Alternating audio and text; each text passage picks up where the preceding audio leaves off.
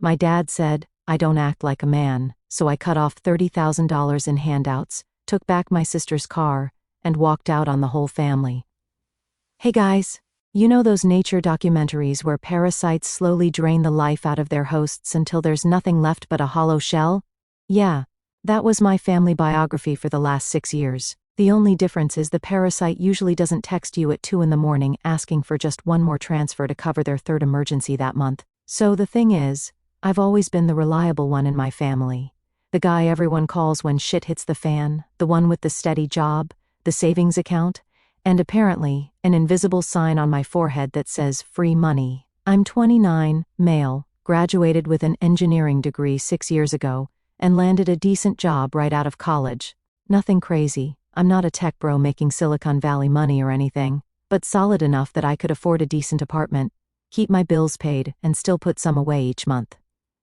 Pretty basic adult shit, right? My younger sister, 26, female though, complete opposite. She dropped out of college after changing her major 4 times, then spent the next few years finding herself through a series of minimum wage jobs she could never keep for more than a few months.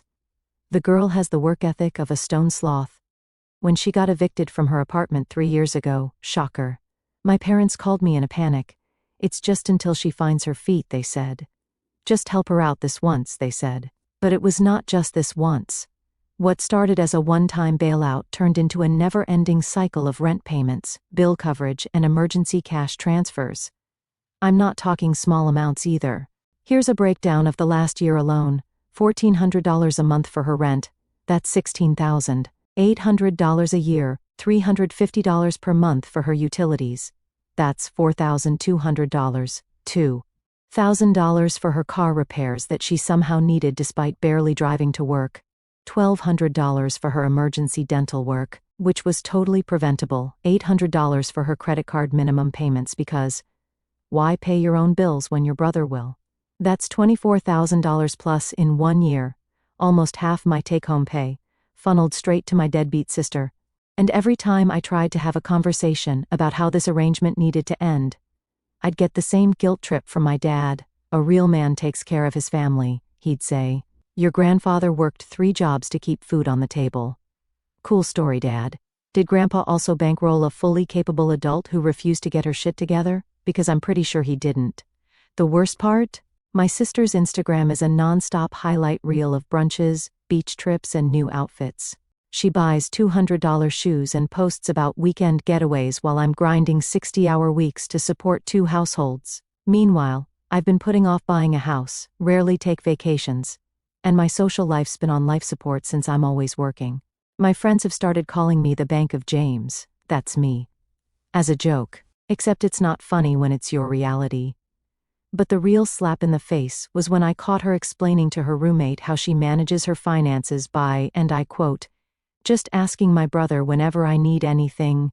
I overheard this gem when I stopped by to drop off her car payment. Again. She didn't even have the decency to look embarrassed when she realized I was standing there. Why did I put up with it for so long? Honestly, it was easier than fighting. I'd say no, they'd guilt trip me, I'd give in. Rinse and repeat. Plus, I was doing well enough at my job that I could afford it, even if it meant postponing my own goals and dreams. I had plans, you know. I wanted to buy a house with a garage where I could set up a woodworking shop. I've been into carpentry since high school, and I'd been dreaming about having my own space to build furniture. I also bought a vintage 1978 Honda CB 750 motorcycle back in college that I've been meaning to restore. It's been sitting under a tarp for 3 years, because every time I saved up enough to start the project, my sister would have some new emergency. But things changed last month when my aunt, my dad's sister, split with her husband and moved in with my parents. Suddenly, I wasn't just supporting my sister. I was expected to chip in for the renovations to accommodate my aunt, because apparently, a spare bedroom needed converting, and only with premium fixtures and custom furniture would do. My dad called one Tuesday night while I was working late. We need about $4,000 for the contractor. Your mother thinks you should handle it since your sister is, still getting established. Getting established? At 26, after 3 years of me paying her bills? Something in me just clicked. It wasn't even the amount, though $4,000 isn't exactly pocket change. It was the casual entitlement. The assumption that my money was family money while my sister's money was her money. The complete lack of awareness that I might have my own plans for my hard-earned cash. That was when I decided enough was enough. That Sunday, I headed to my parents' for our monthly family dinner. I spent the drive rehearsing what I was going to say, while simultaneously working on my garage renovation plans in my head, the one project for myself. I'd been planning for months. My own little man cave with a workbench for my woodworking projects, space for my gaming setup, and room cleared out for the next phase. Finally restoring that vintage motorcycle. The same project I delayed 3 times already because my sister needed money for. Something urgent, like that festival she just had to attend, or the new iPhone because her perfectly functional older model wasn't cute anymore. When I arrived, everyone was already seated, my parents, my sister, and now my aunt. Dad was mid-rant about kids these days having no work ethic, completely oblivious to the irony of saying this with his unemployed daughter sitting right there. My sister was scrolling through her phone, probably making another ASOS order with the money I sent her for utilities. I loaded my plate with pot roast and sat down quietly, trying to keep my blood pressure in check. The conversation flowed around me. My aunt talking about her divorce, my mom discussing neighborhood gossip, my sister occasionally looking up from her phone to complain about some perceived slight from her roommate before he even got to the money. Dad was already mid-rant about how men these days are soft as tissue paper. You know what the problem is with your generation? He grumbled to no one in particular. Too fragile, no backbone. My father worked himself to the bone without whining about boundaries or mental health. He didn't need a damn man cave to feel strong. He just handled shit. He looked directly at me, like the whole rant was aimed squarely at my spine, then hit me with, "So, I was telling your aunt how you're helping with the renovation costs." I looked up from my food, making eye contact with him. "Am I?" The table got quiet. My mom jumped in, her voice overly cheerful. "Well, of course, we discussed this. The contractor needs the deposit by Tuesday." "No," I said, stabbing a potato with more force than necessary. "Dad mentioned it." I never agreed. My sister finally looked up from her phone, rolling her eyes. "Don't be stingy. It's not like you don't have the money. That was it. The final freaking straw." I set down my fork with a clatter that made my aunt jump. "You know what? You're right. I do have money because I work for it. I budget. I make sacrifices." My dad scoffed. "Here we go with the lecture." "No lecture," I cut him off. "Just clarity. I'm done." My sister let out an exaggerated sigh. "Done with what?" "Done being everyone's ATM."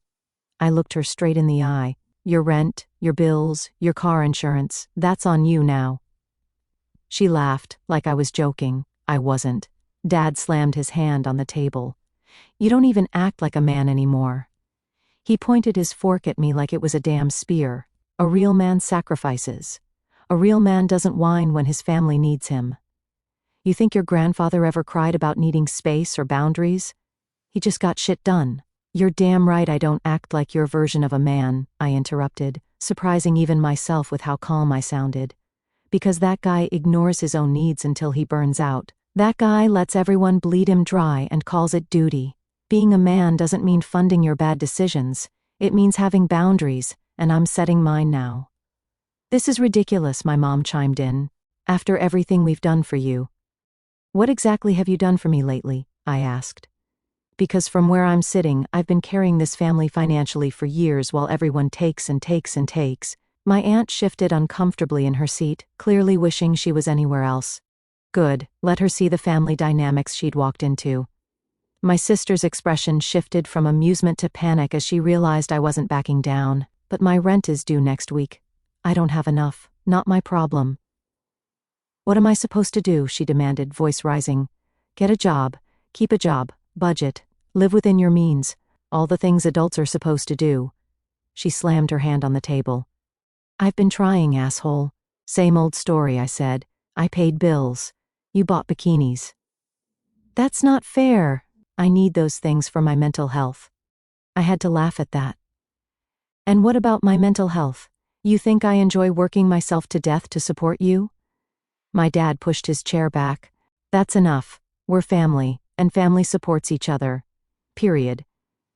"Funny how that support only seems to flow in one direction," I replied. "When's the last time any of you supported me?" My mother's face crumpled into that manipulative, sad expression I knew all too well. How can you say that? We've always been there for you. Being there for me would mean respecting me enough not to treat me like a walking wallet. I stood up, grabbed my jacket from the back of my chair, and headed for the door. I was done with dinner and done with this conversation. My mom called after me, "You can't just walk out on family." I turned around one last time, making sure to look each of them in the eye. "Watch me." And I walked out, slamming the door behind me. The sound was so freaking satisfying I can't even tell you. The fallout was immediate and intense. I hadn't even made it to my car before my phone started blowing up. Texts from my sister ranged from pleading to threatening. "You can't be serious, I'll be homeless. You're such an asshole. Please, I'm sorry, just help with rent this month. Mom and Dad are freaking out. I'll kill myself, and it'll be your fault." That last one, yeah, she went there.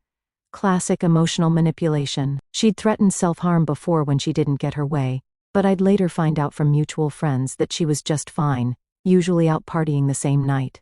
I silenced my phone, cranked up some Metallica on the car stereo, and drove home with the windows down. For the first time in years I felt light, like I'd been carrying this massive weight for so long I'd forgotten what it was like to stand up straight. When I got to my apartment, I did something I hadn't done in forever. I played video games without checking my phone every 5 minutes to see if my sister needed something. Just a solid 3 hours of killing zombies and not giving a fuck. The next day, I took a personal day from work. Instead of answering the 27 missed calls, not exaggerating, I counted them. I went to Home Depot and bought supplies for my garage project. While picking out power tools, my dad called again. I declined. Then my mom declined. Then my sister, from a number I didn't recognize, sneaky, but not sneaky enough. I spent the day setting up my workbench, organizing my tools, and mapping out where my gaming rig would go. Phase 1 was done. Next up, that bike's long overdue comeback. I ordered pizza, cranked up some music, and lost myself in the joy of finally doing something for me. My phone kept buzzing, but with each ignored call, the weight on my shoulders lifted a little more. Around 6 in the evening, someone started pounding on my door like they were trying to break it down. I looked through the peephole to see my sister, mascara streaked down her face, looking like she'd just stepped out of a telenovela. I opened the door but blocked the entrance with my body. "What?" "You know what?" she said, trying to push past me into my apartment. I didn't move. "You need to fix this," she demanded, finally giving up and stepping back. "There's nothing to fix. The situation is exactly as it should be." She pushed past me anyway and stormed into my living room. I sighed and closed the door, mentally preparing for the theatrical performance that was about to unfold. "My landlord says if I'm late on rent again, he's evicting me," she wailed, pacing back and forth. "Sounds like a problem you created," I replied, leaning against the wall with my arms crossed. "So, you're just going to let me be homeless? What kind of brother does that? The kind who's tired of being used." She switched tactics, her voice softening as she approached me. "Look, I know I've relied on you a lot, but I'm trying. I've got a job interview next week at this really promising startup." "You've been trying for 3 years," I said, making air quotes. "I've heard all this before. The amazing job that's just around the corner, the career opportunity that's going to change everything. Then nothing happens, and your hand is out again. This time is different," she insisted, her eyes wide with what I'm sure she thought was sincerity. "They really liked my resume, and the pay is great. I just need a little more time." "Time's up," I said flatly. "Figure it out yourself." Her face hardened, the fake vulnerability vanishing in an instant. "You know what? Dad's right. You're not a real man. A real man wouldn't abandon his family." I had to laugh at that. "A real man isn't a doormat. A real man has self-respect." "Fuck you," she spat, grabbing her designer purse that I probably paid for. "When I'm living on the street, I hope you feel good about yourself." As she stormed toward the door, I called after her. "There's always Mom and Dad's couch. Or maybe get a roommate. Or, crazy thought, an actual job." The door slammed so hard my framed diploma fell off the wall, and the glass cracked. Symbolic, I thought. I went back to organizing my tools with a smile on my face. Later that night, the texts from my parents started rolling in. "Dad, your sister is hysterical." "What did you say to her?" "Mom, we raised you better than this." "Dad, call me now." "Mom, your sister loves you. How can you be so cruel?" I didn't respond to any of them. Instead, I ordered the parts I needed for my motorcycle restoration project. The total came to about $600, less than half of what I'd been paying for my sister's rent each month. The realization was both liberating and infuriating. Crazy what you can afford when you're not bankrolling someone's highlight reel. That weekend was the first in years that I didn't get a frantic call about some financial emergency. I kept expecting it, honestly. That Pavlovian response was hard to shake. But when Sunday evening rolled around and my phone hadn't blown up once, well, with actual emergencies, the guilt trip texts didn't count, I realized something important. There had never been that many real emergencies. They just trained me to treat their wants as needs. I slept better that night than I had in months. 3 days into my new no more handouts policy, my parents showed up unannounced at my apartment. It was a Wednesday evening, and I'd just gotten home from work. I saw my dad's car pull into my building's parking lot through my living room window. For a brief moment I considered pretending I wasn't home, but no, I was done hiding. I was done avoiding confrontation. This was my apartment, paid for with my money, and I had nothing to be ashamed of. My mom carried a grocery bag, like some peace offering. Classic manipulation tactic. Bring food so I can't just turn them away without looking like an asshole. "We brought dinner," she said, forcing a smile that didn't reach her eyes. "Can we talk?" I let them in, mostly because I was curious about their approach. Would it be more guilt-tripping, threats, promises to change that would never materialize, all of the above? We sat at my kitchen table, the grocery bag untouched between us. My dad cleared his throat, adjusting his position like he was about to deliver a practice speech. "Your sister is in real trouble," he began, his tone serious. "Her landlord gave her until Friday to pay up or get out." I took a sip of water, keeping my expression neutral. And she doesn't have the money," my mom jumped in, her voice rising. "She's applied for jobs but nothing's come through yet." "She's had 3 years to figure this out," I replied, setting my glass down carefully. "What's she been doing all this time?" My dad shifted uncomfortably in his chair. "That's not the point. The point is she needs help now." "No, that is the point. I've been helping for years, and nothing's changed, because there's been no reason for anything to change. She doesn't need help, she needs consequences." My mom's eyes welled up with tears. Classic move. "So, you're just going to let her suffer?" "I'm letting her experience the results of her choices. There's a difference. She's your sister," my mom pressed. "Family sticks together through thick and thin.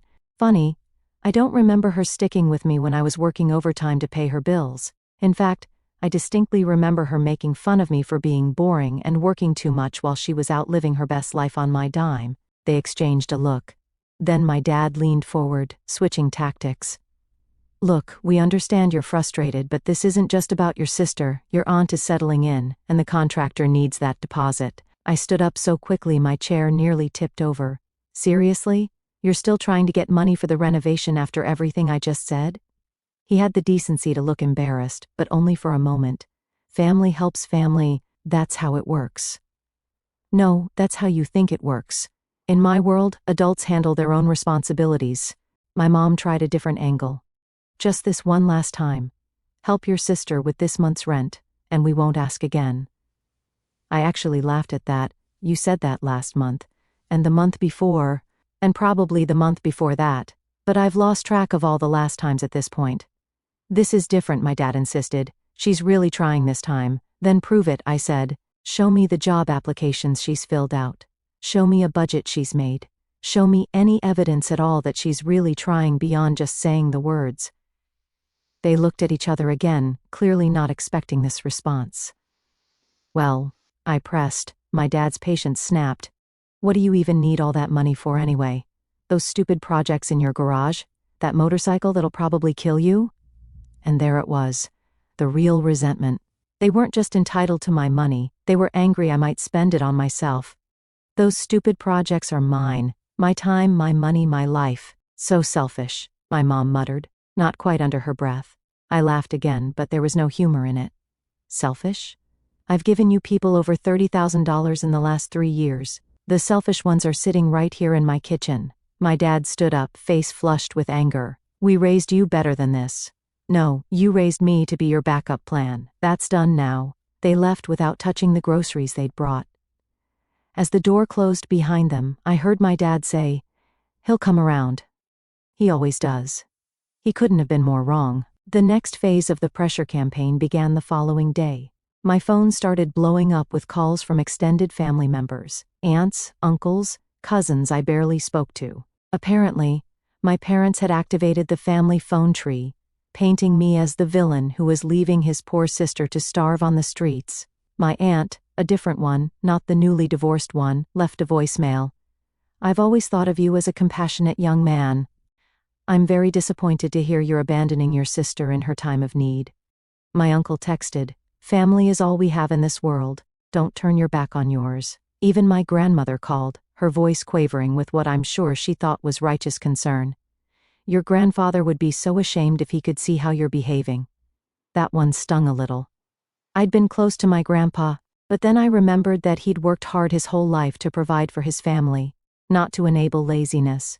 He taught me the value of self-reliance, not endless handouts. I responded to each relative the same way: "This is between me and my immediate family. Thanks for your concern." Then I blocked them too. My cousin Jake was the only one who reached out to actually hear my side. "Dude, what's going on? Your mom called my mom crying about how you've abandoned the family or some dramatic shit." I gave him the abbreviated version. His response about effing time, man. "They've been bleeding you dry for years." It was validating to hear that at least one person in the family could see the situation clearly. The worst part of the pressure campaign was when they started showing up at my workplace. My sister came by during lunch one day, making a scene in the lobby until security escorted her out. My mom happened to be shopping at the grocery store across from my office and spotted me coming out after work. I started varying my routes, keeping my schedule unpredictable, and using the back entrance to my building. It was exhausting, but I held firm. Each attempt to manipulate me only reinforced that I'd made the right decision. A week passed. My sister got evicted, just like her landlord threatened.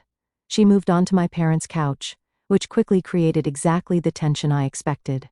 My aunt, apparently, was less than thrilled about sharing the house with my unemployed sister and her mountain of belongings. From what I heard through Jake, who remained my only family connection, the house had devolved into a war zone of passive-aggressive comments and slammed doors.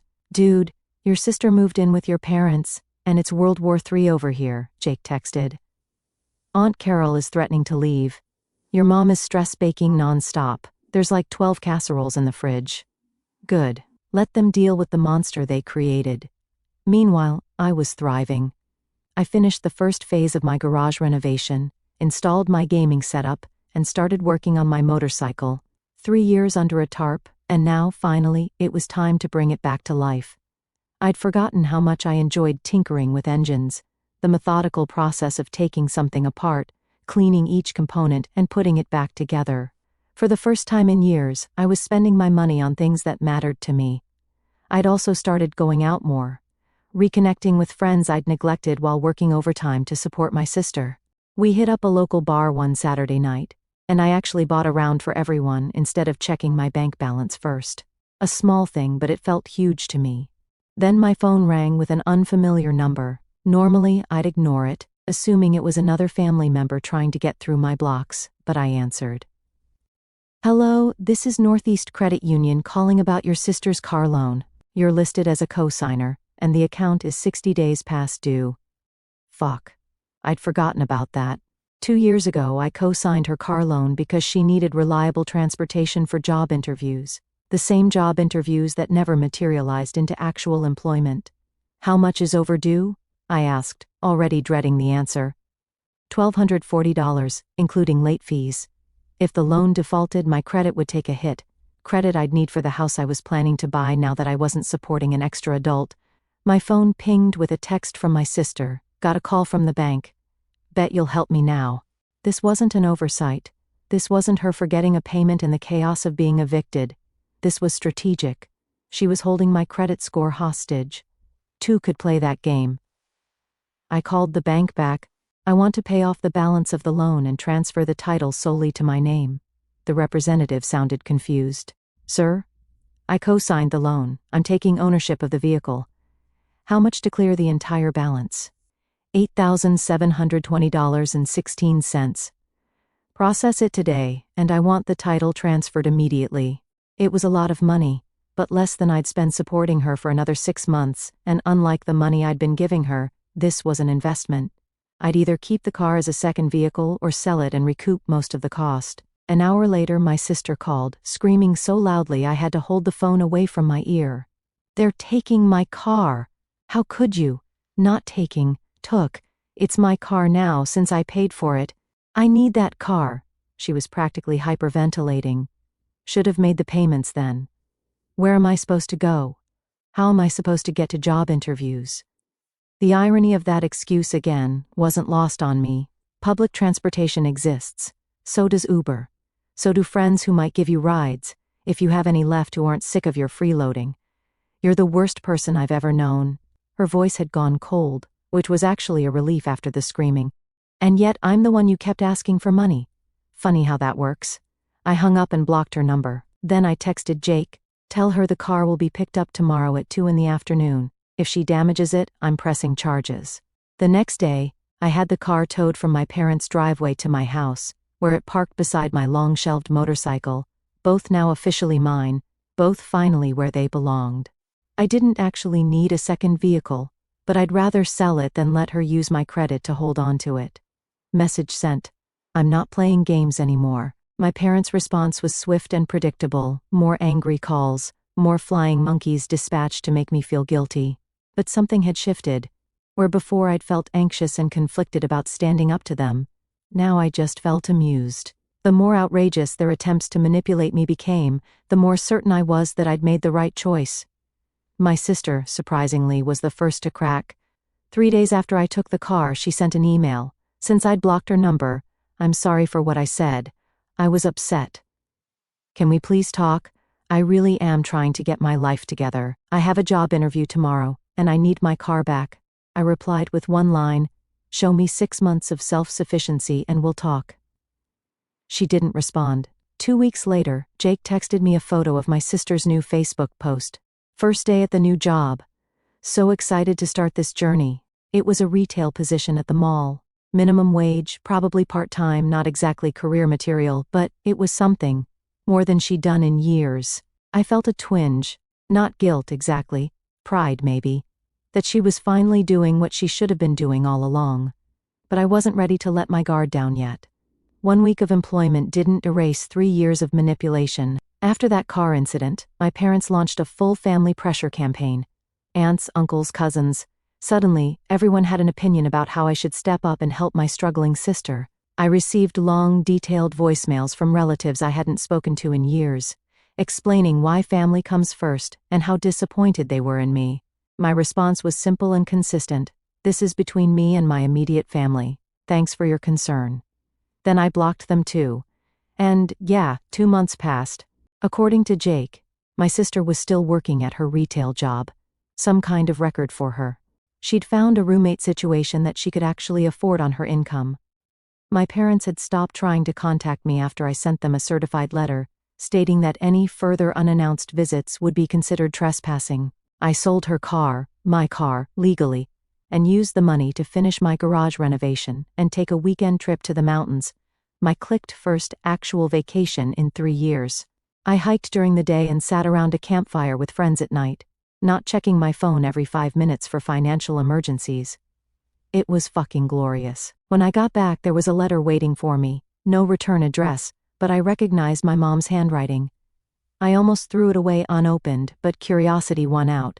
Inside was a single page, "We need to talk. Your father borrowed money against the house to help your sister stay afloat after you abandoned her. We're behind on payments. Please call us." I stared at the letter for a long time, a mix of emotions washing over me. Anger that they were still trying to make me feel responsible, frustration that they'd made such a stupid financial decision, but mostly a strange sense of clarity. This confirmed everything I'd suspected. They'd been using me as their financial safety net for so long that when I cut them off, they had no backup plan. Instead of forcing my sister to stand on her own feet, they doubled down on enabling her, and now they were paying the price. Not my circus, not my monkeys. I didn't respond. A week later, another letter arrived. The bank called about the mortgage. We might lose the house. Is that what you want? Your parents homeless? I stared at this one even longer, then typed out a text to my mom's number. The first direct communication I'd initiated in months. Being a man doesn't mean funding your bad decisions, it means having boundaries. This is yours. Then I blocked her number too. That night, I sat in my completed garage workshop, beer in hand, looking at my motorcycle, now fully restored and gleaming under the LED lights I'd installed. On the wall hung the framed first dollar I'd earned at my engineering job. Beside it was a new edition, a printout of my investment account, showing the money I'd saved in just 2 months of not bankrolling my family, enough for a down payment on my own house. I took a photo and posted it to my new, family-free Instagram account with the caption, "Freedom isn't free, but damn, it's worth every penny." For the first time in my adult life, I wasn't dreading a phone call, wasn't calculating how someone else's emergency would impact my budget, wasn't postponing my dreams to fund someone else's entitlement. I was just free. The epilogue to this story is still being written. Jake tells me my sister is still working, has been promoted to shift manager, and is actually paying her own bills. My parents had to take out a second mortgage but managed to keep the house. My aunt eventually moved out, tired of the drama. Dad still won't speak to me, but Mom sent a card on my birthday, no apology, just a generic thinking of you message. Baby steps, I guess. As for me, I've started dating again. Turns out women appreciate a guy who isn't constantly stressed about money. The best part? About a week ago, I bumped into my sister at a coffee shop. We locked eyes. Awkward, tense. I half expected her to turn around or throw some snark, but instead she walked over. She looked different, calmer, more put together, like someone who'd finally started dealing with her own mess instead of dumping it on someone else. She said she was still mad at me. I told her I wasn't sorry, and, for the first time, she didn't argue.